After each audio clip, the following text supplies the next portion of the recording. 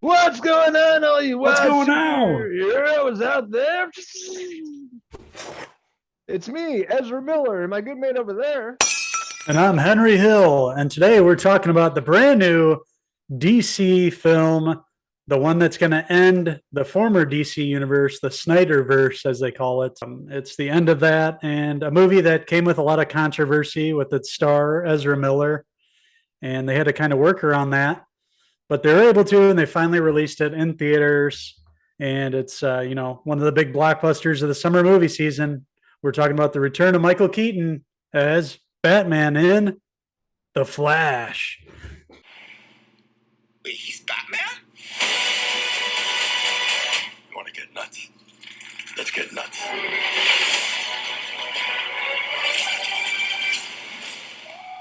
This rips!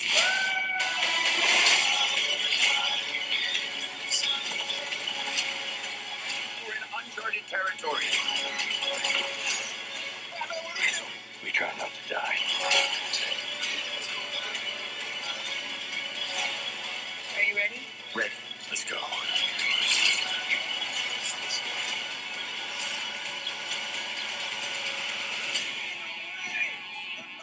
That's right. At the helm, we have one of our favorite directors, Uncle Andy Muschietti. Hello, Uncle Andy. Andy. And We Barbara. love Andy. Barbara. Barbara, my sister.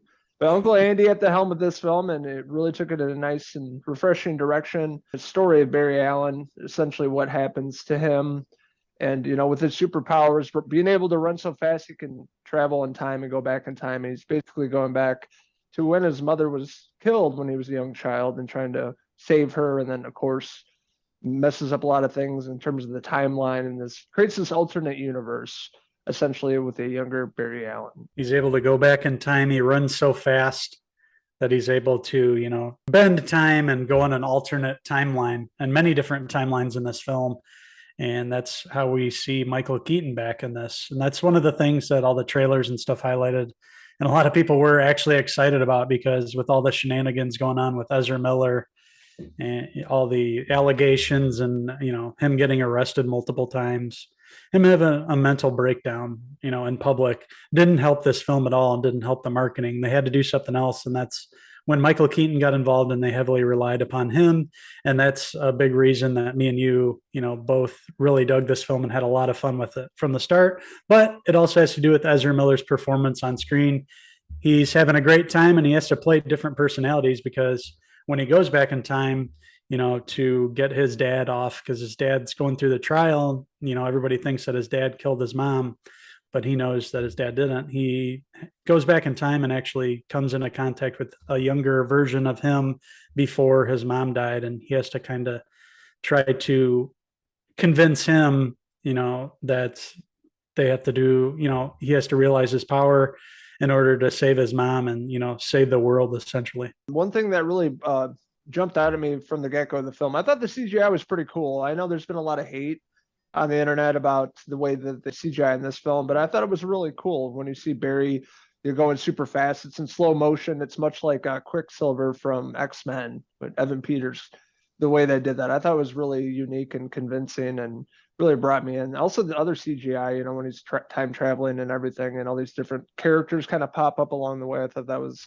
shot very well. I didn't run into any issues with it either. I enjoyed what I was watching. It looked like it should have. He's going so fast that he kind of sees things, in a kind of haze. And I know Andy Muschietti has said that too. It's supposed to look, that's how he intended it to look. It wasn't because it was unfinished or anything like a lot of people are complaining about. If you have an issue with that, that's, I guess it's on an individual basis, but neither of us, really thought, it didn't really bother us, and we didn't run into any issues with that. The story itself, I thought, was, very intriguing. And, whenever you deal with time travel, a lot of the times it gets so convoluted, the plot. This one stayed pretty relatively simple. It stayed, with his family, acquit his father, get him off, and, change history. Otherwise, everything was going to end up bad. And along the way, you meet other versions of himself and other people in the DC universe, ones that I didn't expect to see. A lot of awesome Easter eggs and cameos along the way. Just a lot of fun. It felt this is what I wanted from this movie, exactly what I wanted. A lot of fun on screen, a plot that was easy to follow, and some surprises along the way. And I thought it really delivered. And, Ezra Miller also, his performances delivered for me too. He had to play different personalities, and I thought he really pulled off, each one. The younger one that was a smart ass and goofy, this one that had to be serious and try to keep him in line. And, I even liked when we saw Batman, Ben Affleck. We see him in the beginning. I liked his performance too as Batman in the beginning. Wish we would have saw more of that in the other films with him. Unfortunately, that didn't happen. But yeah, I had a lot of fun with this movie. This was a fun summer blockbuster for me, and one that I was hyped for going in. And once I saw Michael Keaton back and in the bat suit, it gave me a excited feeling in the theater. I was cheering for him when the music hit, and it pumped me up, and I had fun with this movie. Michael Keaton was the reason I went to see this movie, and man, did he perform just that old character again. My favorite Batman, Michael Keaton, Bruce Wayne as well.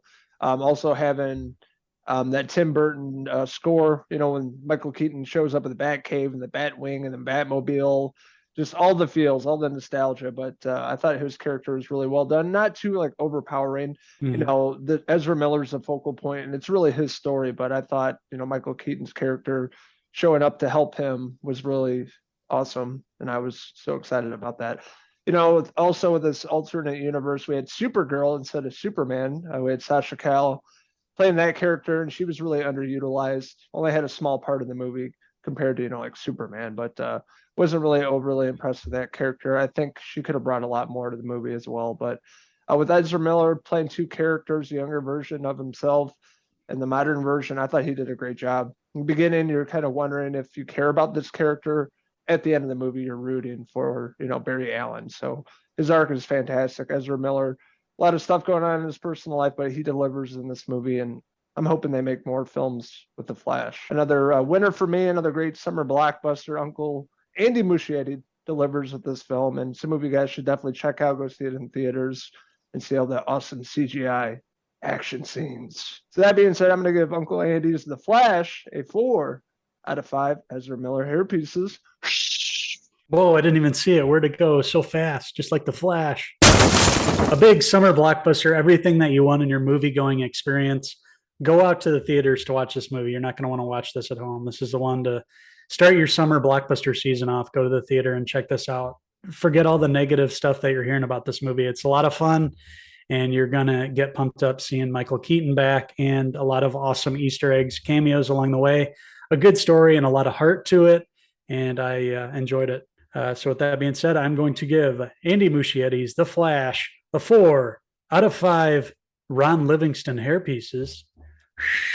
Forgot to talk about the third act. That's completely bonkers with all the cameos and characters showing up along the way.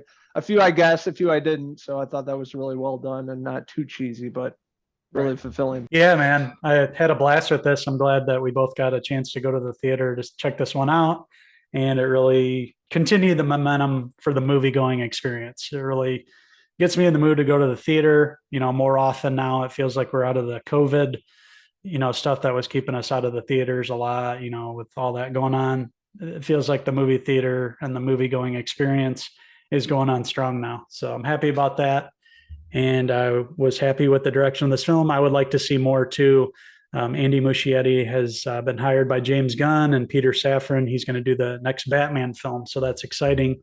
We'll get to see more from him. And I hope that he can craft the story and get all the the characters and all that right too. It'll be exciting to see. I completely agree. So I want to hear from all you wild time travelers out there. What did you like about The Flash? What didn't you like about it? What's your favorite film in the DCU? Let us know in the comments below, and don't forget to click subscribe. Also, check out these wild villains on Facebook, Twitter, and Instagram, and our website, Cinephellas.com, for latest, greatest TV, movie news, and reviews. Well, you ready to go for a run? Get a sweat on? Let me stretch out here. All right. So until the next Cinephellas movie review, I'm Uncle Henry Hill, and that's my good mate, Logan Allen, signing out until the next movie review. Cheers!